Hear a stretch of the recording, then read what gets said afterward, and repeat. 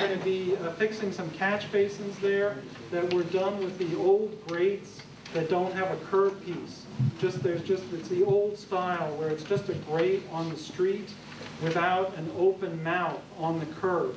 So what happens with these catch basins that are just a grate on the street is that the leaves very quickly clog them. And we're going to be adding a little throat, a little opening in the curb so that the water can flow down to it. This is just to make sure that those grates don't get blocked up with leaves. The water starts backing up, and where's the water going to go? Down the slope, that newly restored slope into the park. So we're going to be doing that. Going to be doing a little curbing also to make that was done here. Probably we were solving, the idea was to solve an erosion problem by dumping some concrete down there. But we're going to remove as much of this as we possibly can. I can't say we're going to remove every piece of it, but we're going to remove it and do that same kind of slope stabilization and replanting and revegetation here on this slope. And then this is where we're going to be doing the catch basin work, curbing to make sure. So what we're going to be doing is planting that all up again and protecting it with that woodcrete fencing. And here it gives you a little concept of what we're going to be doing. 46th Avenue is up here, and Springfield Boulevard over here. And these are lines of topography, contour lines that show the lay of the land, just how steep it is right around this bend of Burlington and Garland. And what we're going to be doing there is taking care of one of the slopes where people walk down the slope and it becomes a gully with water going right down the slope where people are walking. It's a pathway that becomes an eroded slope, side of the hill there. So we're going to be putting up check dams and steps that were done in Alley Pond Park. And I have a slide of that. We're going to use the same detail that was used in Alley Pond Park. And then we're going to be managing that stormwater that's coming off those streets. And this little project is probably closest to the Blue Belt, closest to what we've been doing on Staten Island, where we're taking water off the street and trying to manage it in natural areas and to send it into the lake in a more controlled and more appropriate way. And we're going to be doing what we call a little rain garden. And a rain garden is just a little depression in the landscape where the storm water can settle, slow down a little bit. Some of the velocities would be reduced. Some of it can infiltrate into the ground and then spill over into the waterways that go down to the lake. So it's a little effort to control the water and try to reduce some of that destructive force that everybody knows water can have when it's moving fast. And then we're going to be reconstructing an existing riprap stone gully that goes down to the lake. So a couple of pictures of this. This is one of those walkways, one of those pathways down the slope that becomes an erosion problem because people's feet are destroying any kind of plants that might stabilize it. So that's the problem we're going to be addressing with those check dams or steps that you can see in Alley Pond Park. And then there's an existing Belgian block swale there that we're going to be tying into. It probably dates back to the WPA days, the Works Progress Administration back in the 1930s, as a little drainage feature that we're going to tie into. It's an asset that we're going to use as part of our design. So here's that detail from Alley Pond Park, where these check dams or steps are put kind of at angles like that, so the water is directed on opposite sides of the trail going up the hillside. And so people can walk on it. It maintains its role as a trail, but with these, they're basically railroad ties. With these railroad ties, you're directing the water away so you don't have that erosive force going straight down the slope. So we're learning from other work in other And we've done this recently at Udall's Cove as well at Aurora Pond, and it's been working really well there as well. We got all our forces together and we forced this into play. There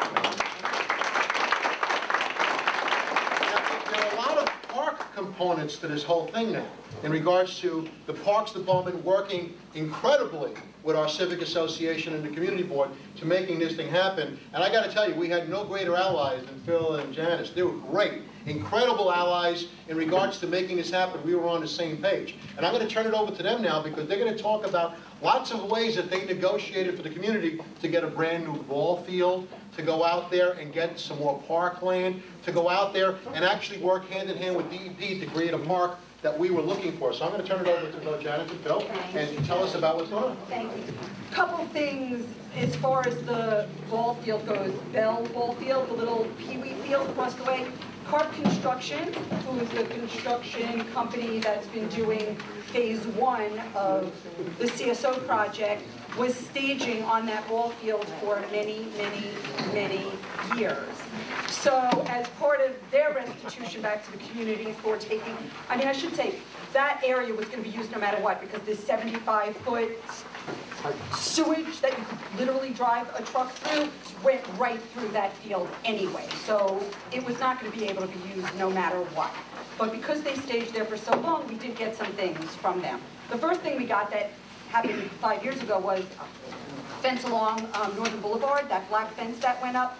Carp Construction put that up as part of their sort of payment mitigation for using the ball field. But now they're restoring the ball field, finally. I'm sure you've seen it. If any of you have gone by Oakland Lake, you can see the outline of the ball field is there. It's going to look beautiful. And the ball field will be better than ever. It will have a backstop, which it never had. Fencing, and yes, that whole area will be restored. I got some calls just the other day. Trees will go up, but the trees will be part of the restoration project, which is actually phase 3. Phase 2 is the pump station, which is right next to the Alipon Environmental Center, and you can see construction has already started in there. So that project has already started, and that will actually go behind the whole trail that APEC uses to where the ugly outfall is, and they're going to be taking that wall. If any of you, have any of you ever been to the trail behind APEC to where that outfall is? Okay, so you know that big, huge concrete wall that you come to at the end is coming down, and what they're going to put up instead is this, we call it 2 wings. It's going to go out to either side so that the kids and everybody else who's going out for tours or walking on the trail are going to be able to go out to either side to see all down the creek. And in the middle, we're going to put a much lower wall with bird blinds in it because we don't want to freak out all the beautiful nature that lives there. So it will be an even nicer place for people to visit once the project is done.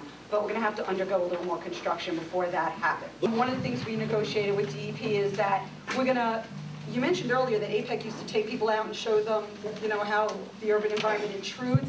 Well, now we're going to actually make that pump station part of the education of what people can see. So there'll be a little corner sort of between the parking lot where APEC is and where the pump station is, where people will be able to view it. There'll be some interpretive signage and a nice little like patio area where people can see what's going on and understand that it's not part of the Alipon Environmental Center, that it is part of DEP and what it does for the community.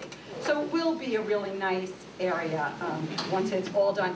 That's phase 2. Phase 3 is the restoration, but phase 3 will be starting long before phase 2 is done. It's all contingent on planting seasons because this is wetland planting and you can only plant it certain times of year. So you'll start seeing the restoration, and that's when we'll restore the trees at the ball field as well. Iannece, before we were talking about the 5 sites around the lake itself, there are a couple of other sites that need to be done, and there's an issue dealing with Queensborough Community College. Can you just tell us a little bit about that, where we're with that?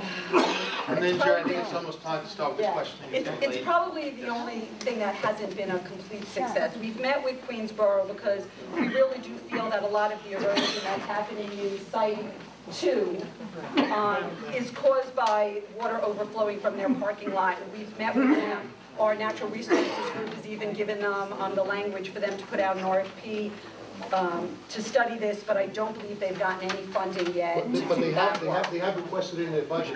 They've requested funding, and we're hoping they'll get it, and we'll certainly work with them.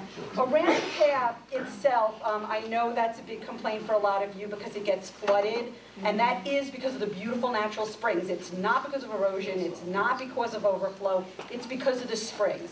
And so we suspect that the only way we're going to solve it is to build a boardwalk over the worst areas. So we have requested funding, I believe, Steve, I believe you supported that and put that in your request wish list as well. And I believe the Friends of has also supported us, as has everybody else. So we're hoping that we will get funding to do the pathway. There's one area that's collapsed. I'm sure you've seen it. We've